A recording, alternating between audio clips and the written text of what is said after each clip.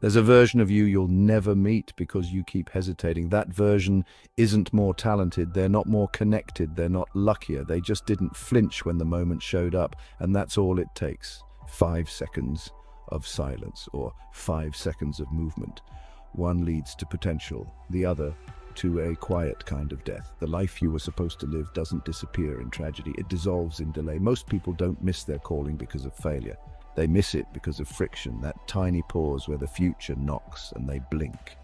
You've lived this moment before. You feel the instinct, pure and immediate. Say it, start it, send it, step into it, but you hesitate. And in that breath, a voice speaks. Let's wait, let's be smart, let's make sure. And that instinct, that opportunity, that version of you who could have moved vanishes. Not with a bang, with a shrug. You didn't say no, you just said maybe later. And maybe later has a body count. Sarah had a business idea. She was early, she knew it, she bought the domain, wrote the outline, drafted the pitch, then she blinked. A year later, someone else launched the same idea. Same niche, same hook, same timing. It exploded, and all she could say was, that could have been me, but it wasn't, because she hesitated. She paused long enough for her future to find someone else. That's what hesitation does. It doesn't just cost you the move, it costs you the version of you that move would have built. And if you delay long enough, you stop calling it hesitation. You start calling it who I am. I'm just overthinking. I'm just cautious. I'm still planning. But what you're really doing is running the same program. Wait long enough for the moment to pass, then justify the waiting. Over 90% of people procrastinate on their most meaningful goals. Not the chores, not the inbox, the real ones. Not because they don't care, because they don't act fast enough to outrun the voice that kills momentum. And the more you obey that voice, the stronger it gets, until it doesn't sound like resistance, it just sounds like you. So let's be brutally clear. Your hesitation has trained your identity, and every 5-second delay is a vote for the version of you who never moves. But there's still time. 5 seconds is all it takes to change trajectory, not by dreaming bigger, by moving sooner. And before we go any further, we need to confront the real voice behind the delay, the one that sounds like you, thinks like you, knows your insecurities better than your friends do because you've heard it 1,000 times, but you've never caught it in the act until now.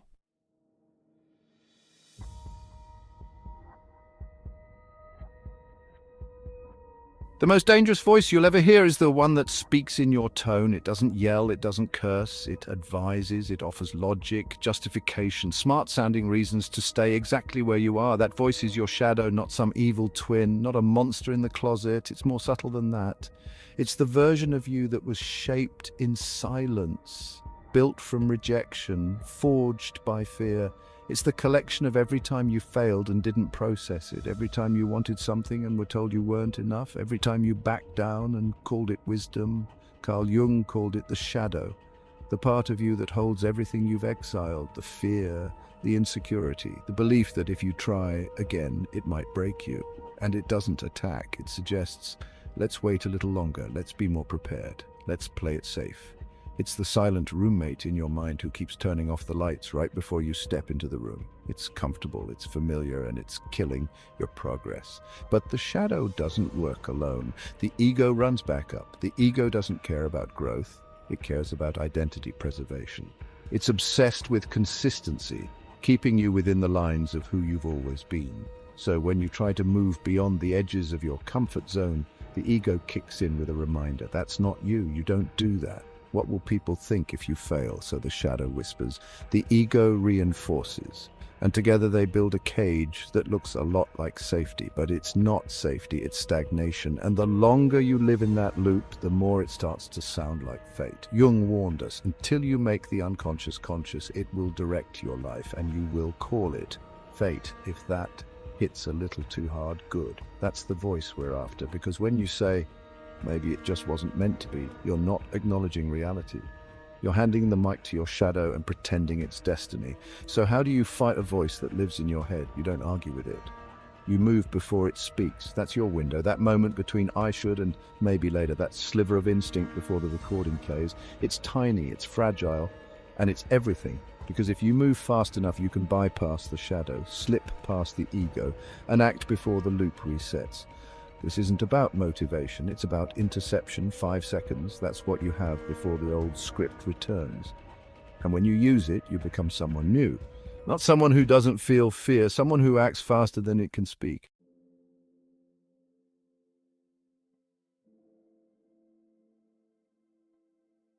There's a war happening in your mind, and it starts the second you feel the impulse to act. Not when you've thought it through, not when you've prepared, not when you've made a plan. It starts the second you feel it, raw and clear. Say it, start it, hit send, get up, lean in. And then comes the pause. And in the pause, your brain fills the silence with safety, not real safety, familiarity disguised as protection. Your limbic system doesn't care if you grow, it cares if you survive. So when you reach for a moment that could expand your identity, your brain rushes to save the old one. What if it goes wrong? What if I embarrass myself? What if I'm not ready? It's fast, automatic, wired. And unless you interrupt that loop, your idea, your instinct, your momentum, it dies every single time. The mistake we make is assuming hesitation is a flaw. It's not, it's a function. Your brain is doing its job, but if you want a new result, you need a new reflex, and that reflex isn't motivation, it's override. Mel Robbins discovered it at rock bottom, not in a mastermind, not on a retreat, in bed. With her marriage on the rocks, her finances collapsing, and her self-worth evaporating. Every night she made a promise. Tomorrow, I'll wake up, I'll start, I'll fix it. Every morning she hit snooze. Not because she didn't care, because she paused just long enough for her brain to take control. Then one night she saw a rocket launch. 5, 4, 3, 2, 1, liftoff.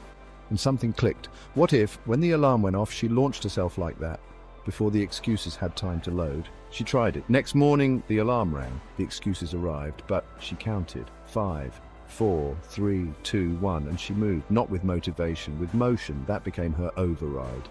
And it works because of how your brain is built. The second you feel a goal-aligned impulse, your prefrontal cortex lights up. That's the part responsible for action, intention, movement. But it has a short window, 5 seconds or less, before the limbic system hijacks it. And when that happens, you don't just lose the idea, you lose the version of you that would have acted on it. But when you count backwards, 5, 4, 3, 2, 1, something powerful happens. You engage conscious control, you force focus, you pull your attention out of autopilot and into action. You tell your fear, you don't run the show anymore, and that's the first proof. Not that you're fearless, that you're faster than your fear. This is the wedge, that 5-second gap between instinct and interference. That sliver of time where your future hangs in the balance. And when you move before the voice speaks, you take the wheel back. Not just for that moment, but for every moment that follows. This isn't about getting hyped. This is about getting free. Because once you learn to move faster than the doubt, you start building momentum. And momentum doesn't need motivation. It creates it. So stop asking how to start. You already know. You start by not waiting. You start by not blinking. You start by counting down and acting before the shadow gets to speak. You override.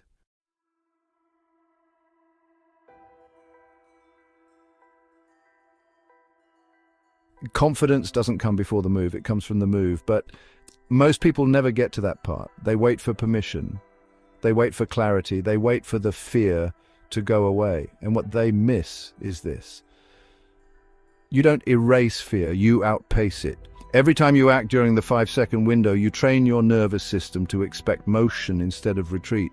You build a pattern, and patterns become identity. Let me show you what that looks like in real life. Deepak wasn't stuck in crisis. He was stuck in autopilot. Wake, work, scroll, sleep, another day, another week, another year.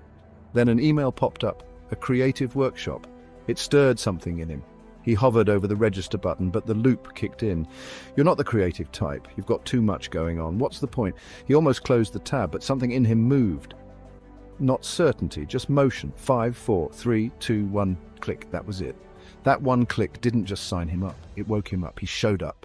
Created, connected, and remembered that he was alive. It wasn't the workshop that changed him, it was the override. Then there's Anna. One fall off a bike at 10 years old turned into 19 years of avoidance. Every time someone offered her a ride, she'd laugh it off. I'm just not built for that. I never learned properly, but the truth? She was rehearsing a belief that had calcified into identity, until one night her friend pushed a bike toward her and said, now or never. She almost said no. The voice rose up, familiar, protective, but she moved before it finished. 5, 4, 3, 2, 1, pedal, and suddenly everything she believed about herself started breaking. Not because she thought differently, because she moved differently. That's what the override does. It doesn't just change your behavior, it builds new proof, and proof is how you rewrite who you are. Every time you override, you vote for the version of you who doesn't need more time, only more courage for 5 seconds at a time. You teach your mind, we don't stall here, we don't flinch here, we move. It doesn't have to be big, it just has to be now. And the more you act, the less room the shadow has to speak. The less power your ego has to hold you back, the less believable your old identity becomes. Until the override is no longer a tool, it's just who you are. Someone who doesn't wait, someone who doesn't blink, someone who moves. Don't wait, don't blink, override.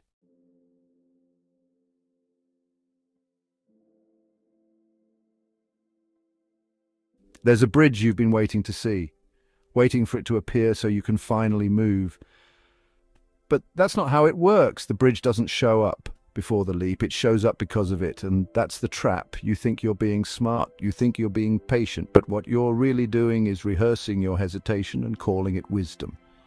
There's a scene in The Last Crusade. Indiana Jones stands at the edge of an invisible chasm. The clue says, "Only in the leap will the path appear."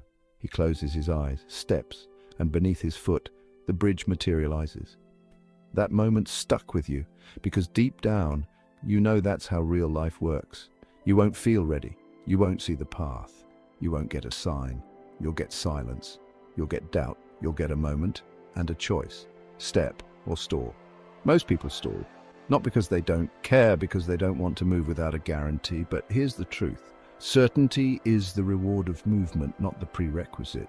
Carl Jung didn't just talk about the shadow, he talked about the self, the integrated whole you that emerges only when you step into what the ego fears most. Uncertainty. You can't think your way into that version of you. You have to act your way into it.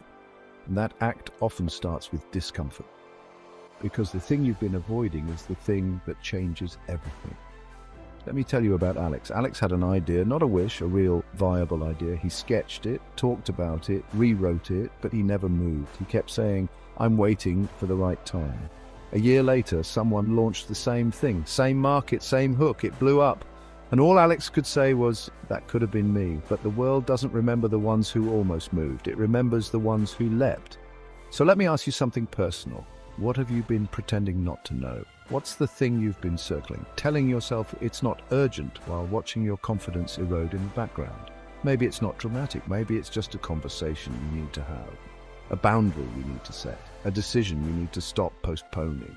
Whatever it is, this is your edge. You've stood here before, but this time you don't blink, you override. Wesley Autry didn't have a plan. He saw a man fall onto the subway tracks and had 5 seconds to choose. The crowd froze. He moved. He jumped onto the tracks, pulled the man into the trench, and shielded him as the train passed overhead. They both survived. He didn't think, he acted, and that action didn't just save a life, it reshaped his identity. He became someone who moves when it matters. And no, your leap won't be that dramatic, but it's just as real. Because when you hesitate, you don't just lose a moment, you lose access to the future built by that moment. Every time you stall, the version of you waiting on the other side fades a little further out of reach. Let that sting, because the cost of delay isn't neutral, it's identity erosion. You become the person who never quite did it, never quite started, never quite arrived. That's what we're done with. So here it is, the bridge won't appear while you stand still. It appears under your foot after you take the step. 5 seconds, that's your window. Don't wait, don't blink, override.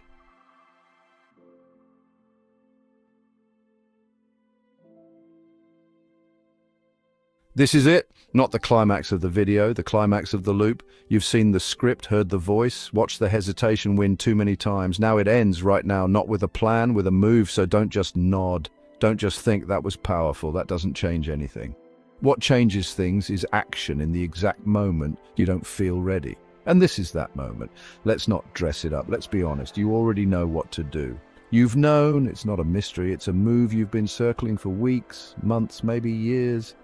And it's still waiting, because the only thing that's ever been missing is your decision to stop rehearsing your delay. So let's find it right now. The thing, the message, the start, the boundary, the leap, lock it in your mind and don't rationalize, don't scroll away, don't turn the page, name it. Got it? Good. Because when I count down, you don't wait, you don't blink, you override. You move before the voice, before the excuses, before the delay script loads. because you're not just making a choice, you're making a shift from the version of you who flinches to the one who finishes. This is your move. 5, 4, 3, 2, 1, go. Now comment below, I moved today, not for applause, for proof that today you join the few who don't live in loops. You join the ones who override. Don't underestimate this moment, because this is how movements start, not with noise. With decision, you type those 3 words and someone else sees it. And then they move. This is bigger than you, because courage is contagious. And today, you lit the match. Don't wait. Don't blink. Override.